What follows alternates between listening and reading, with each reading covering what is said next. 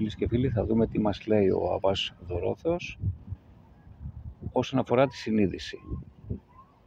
Ορίζει την συνείδηση ως θερμότερον και φωτεινών εκείνων λογισμών του σφινθύρος, λόγων επέχοντα, φωτίζονταν το νουν και δεικνύοντα αυτό το καλόν από του κακού. Συνείδηση λοιπόν είναι ο φυσικός νόμος, δηλαδή η δεδομένη εκείνη ασφαλιστική δικλείδα, η οποία καθιστά τον άνθρωπο ενήμερο της πνευματικής του καταστάσεως, καταδεικνύοντας την αλλίωση της πνευματικής του ταυτότητας και απαιτώντας από αυτόν την επαναφορά της στην αυθεντική της κατάσταση.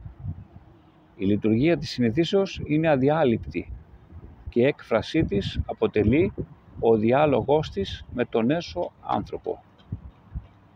Όπως παρατηρεί ο Αββάς Δωρόθεος, ο άνθρωπος αποθεί τον δυσάρρωστο συνειδησιακό έλεγχο και έτσι αδυνατεί να πληροφορηθεί αρμοδίως από τη συνείδησή του περί της ποιότητας του πνευματικού του βίου, καθώς η απόθεση αυτή τη στερεί τη δύναμη της φωνής. Έτσι ο άνθρωπος, ο οποίος αδυνατεί να παρακολουθήσει τον διάλογο με τον εαυτό του λόγω των ενοχικών του βιωμάτων, παρακάμπτει και τη φωνή της συνειδήσεώς του και διαρρήγει τους δεσμούς με το ασφαλώστερο κριτήριο αυτοσυνειδησίας, αλλοιώνοντας δηλαδή τη λειτουργία του έσω ανθρώπου.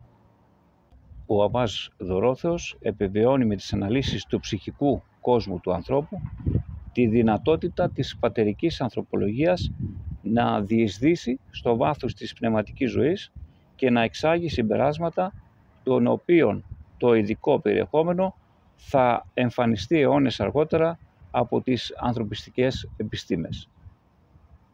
Η εικόνα περί του εαυτού του είναι πλέον δυσδιάκριτη.